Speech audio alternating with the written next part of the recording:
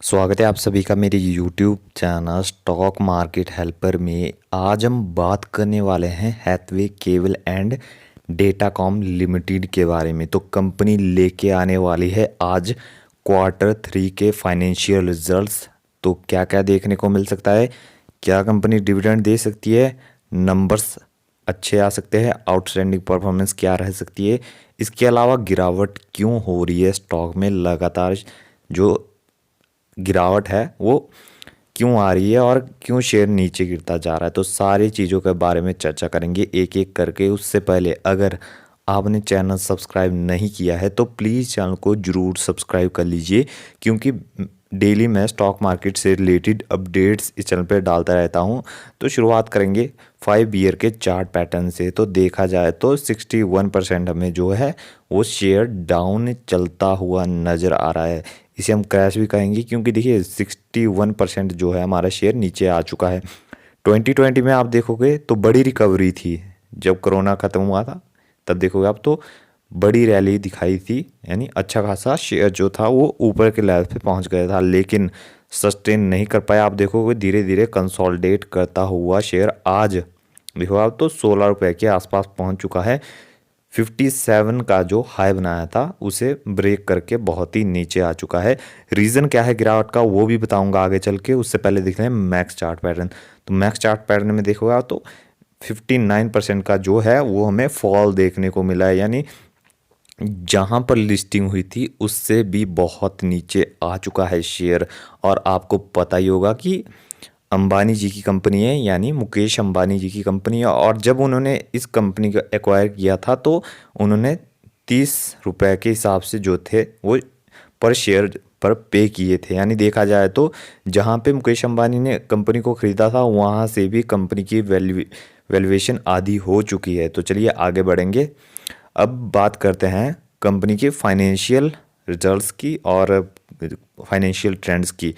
तो देखा जाए तो 2019 तक जो कंपनी थी वो रेवेन्यू तो अच्छा खासा कर रही थी। आप देखोगे रेवेन्यू तो अच्छा है, 1000 करोड़ से ज़्यादा है, लेकिन जो नेट प्रॉफिट थे वो कंपनी के बहुत ही मतलब कम क्या कहें, नेट लॉसेस देखने को मिले थे। लेकिन 2020 में आप देखोगे तो कंपनी वापस से प्रॉफिटेबल हो गई और कंपनी का जो रेवेन्यू है उसमें भी उछाल देखने को मिला। देखिए 2000 करोड़ के आसपास पहुंच गया और जो नेट प्रॉफिट थे वो भी शुरू हो गए आने। उसके बाद देखो आप तो अभी तक कंपनी जो है वो नेट प्रॉफिट अच्छे से कर रही है, यानी कहीं ना कहीं प्रॉफिटेबल कंपनी है, तो जो कि पॉजिटिव पॉइंट निकल के आता है। चलिए आगे बढ़ेंगे।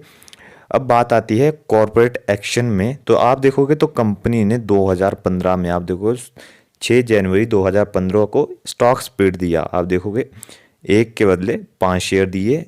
एक ही कॉरपोरेट एक्शन किया है कंपनी ने, इससे पहले और कोई हमें कॉरपोरेट एक्शन नहीं देखने को मिला है, जिसमें हमें सिर्फ स्टॉक स्प्लिट देखने को मिला था।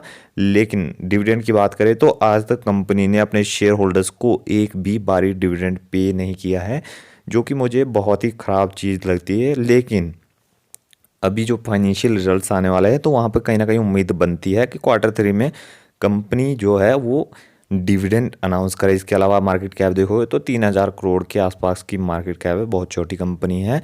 बुक वैल्यू देखो अब तो 23 रुपये 60 पैसे की बुक वैल्यू, और बुक वैल्यू से जो शेयर है बहुत ही ज़्यादा नीचे आ चुका है। देखिए ये पॉजिटिव पॉइंट भी है और इसे मैं थोड़ा सा नेगेटिव पॉइंट भी मानता हूँ।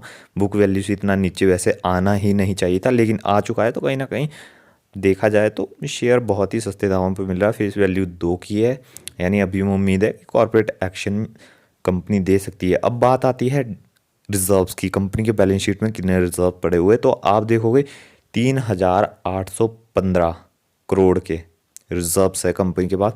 यानी देखा जाए तो कंपनी रिजर्व्स अच्छे मेंटेन करके चल रही है और कंटिन्यू जो है वो कंपनी के रिजर्व्स बढ़ते जा रहे हैं। और डेट देखोगे आप तो डेट फ्री कंपनी है। दो ही पॉजिटिव पॉइंट लगते हैं मुझे कंपनी में, वो है एक रिजर्व्स, कंपनी के पास पैसा अच्छा खासा है, दूसरा कंपनी डेट फ्री है, और तीसरा आपको पता ही है कि कंपनी को जो है वो मुकेश अंबानी हैंडल करते हैं। कहीं ना कहीं जियो के साथ कनेक्टेड है कंपनी। इसके अलावा बात करते हैं प्रमोटर होल्डिंग और शेयर होल्डिंग पैटर्न की।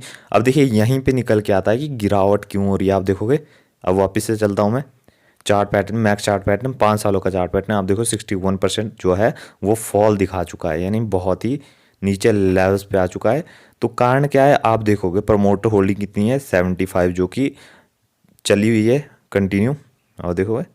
और उसके नीचे देखोगे एफ आईज ने जो अपनी होल्डिंग्स है उन्हें कम किया है 7% से 6.5 के आसपास कर दिया है, यानी इन्होंने अपना जो शेयर्स है उन्हें बेचा है। और डी आईज भी देखोगे आप, तो डी आईज ने भी अपनी होल्डिंग कम की है। आप देखोगे 4% के आसपास रहती थी, लेकिन अभी सिर्फ 1% पर जो है वो डीआईज की होल्डिंग आ चुकी है। और ख़रीदा किसने, आप देखोगे पब्लिक की जो होल्डिंग है वो लगातार इंक्रीज होती जा रही है। तो यही सबसे बड़ा कारण है कि जितने भी बड़े बड़े इन्वेस्टर्स है, म्यूचुअल फंड्स है, फॉरेन इन्वेस्टर्स है, ये अपने जो शेयर्स है उन्हें लगातार बेच रही है मार्केट में। और ख़रीद कौन रहा है, पब्लिक। जितने ज़्यादा पब्लिक के पास शेयर आएंगे उतनी ही बेकार चीज़ है, जितने ये खरीदेंगे वो वापस से डीआईज और एफआईज होल्डिंग्स बढ़ाएंगे। देखिए अभी ये जो है वो अपने शेयर्स बेच रहे हैं, लेकिन इन फ्यूचर ये वापस से खरीदारी भी करना शुरू कर सकते हैं, जिससे देखा जाए तो वापस से शेयर में तेज़ी बनेगी। पहले था शेयर में, पहले नेट लॉसेस कर रही थी 2019 तक, लेकिन अभी जो है शेयर नेट प्रॉफिट कर रही है, कंपनी नेट प्रॉफिट्स कर रही है। बोलने में चीज़ें ऊपर नीचे हो सकती है, लेकिन जो नॉलेज है वो आपके बहुत काम की है। तो कहीं ना कहीं देखा जाए तो प्रॉफिटेबल कंपनी है, प्लस बहुत ही नीचे लेवल्स पे मिल रही है, बुक वैल्यू से बहुत नीचे जा चुकी है, जो कि देखने को बहुत ही कम मिलता है। तो कहीं ना कहीं यहाँ पर जो है वो अभी भी बहुत ज़्यादा ग्रोथ हो सकती है शेयर में, और कहीं ना कहीं अपर ट्रेंड भी दिखाता हुआ नज़र आ सकता है Q3 के रिजल्ट्स के बाद। तो देखा जाए तो पिछले जो क्वार्टर के रिजल्ट्स थे वो ठीक ठाक आ रहे थे। अभी जो Q3 के रिजल्ट जो आज का दिन आने वाले हैं, शाम तक आपको Q3 के रिजल्ट देखने को मिल जाएंगे। बीएसई की ऑफिशियल वेबसाइट पे जो है वो कंपनी अपने जो रिजल्ट्स हैं उन्हें अपलोड कर देती है, तो वहाँ से आप डाउनलोड करके देख सकते हो। इसके अलावा उम्मीद रहेगी कंपनी से कि इस बार इस Q3 के रिजल्ट्स में एटलीस्ट हमें डिविडेंड पे करे, चाहे वो कम ही डिविडेंड हो। तो कहीं ना कहीं देखा जाए तो कंपनी अच्छी है लॉन्ग टर्म के लिए, और कंपनी जो है वो बहुत ही सस्ते दामों पे अभी मिल रही है, और आपको इन फ्यूचर अच्छा डिविडेंड भी पे कर सकती है और अच्छी ग्रोथ भी दिखा सकती है, और जियो के साथ मर्ज भी हो सकती है। देखिए ये सारी चीज़ें कहीं लिखी तो नहीं है, लेकिन एक आइडिया हम जो है वो लगा सकते हैं। तो देखा जाए तो आज के दिन जो रिजल्ट्स आने वाले हैं, तो इसी चैनल पे मैं ये सारे रिजल्ट्स अपलोड करूंगा, तो प्लीज़ चैनल को जरूर सब्सक्राइब कर लीजिए।